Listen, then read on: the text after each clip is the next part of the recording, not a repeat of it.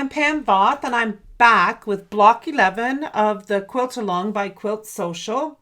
And I'm completing my block using fabric from the Delightful Collection by Riley Blake. I am quickly getting to the end of the Quilt Along. And so this is the second to the last block. And then in block, when I show you block 12, I will show you my completed quilt as well. As you start getting to the end, you take a look back at all your other blocks and you start looking at which fabrics you've used a lot throughout your quilt. And so I spent some time doing this for block 11. And I chose a fabric for the larger squares, these ones that I had not really used as much throughout the quilt. Using a fabric collection allows you to select fabrics for each block more easily, but even when you are designing from your own stash, matching and using a variety of fabrics throughout the blocks is probably my favorite part of quilt design, and it's rewarding and energizing. For this block, I created the center square using the half square triangles, and then created the 4 diamond designs as well after that. And then I pieced everything together, made the flying geese, and it ended up being completed this row, then this, then here. So I ended up assembling it by row. So it all came together, and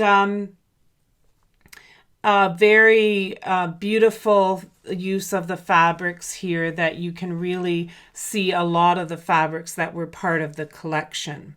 When I complete my actual design, you'll see that the backs are a completely different fabric. So all of the backs will look like that.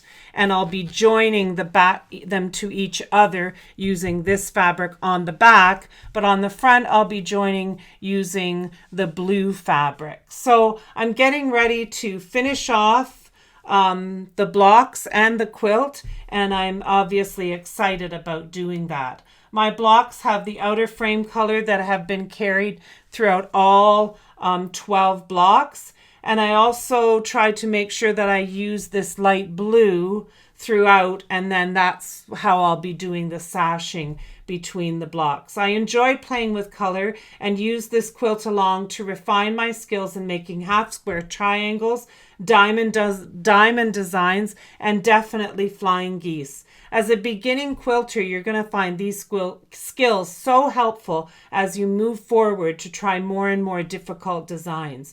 Remember, the goal is learning a lot and definitely not perfection, because if you look closely, nothing is ever perfection. But as you stand back and take a look at the entire block and then the entire quilt, I'm sure that you will be happy with the work that you've put in.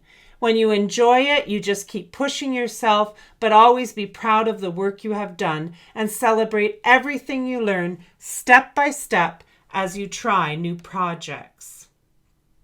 So please take the time to connect with me and share your version of Block 11 by posting it with a hashtag #TheSewGoesOn.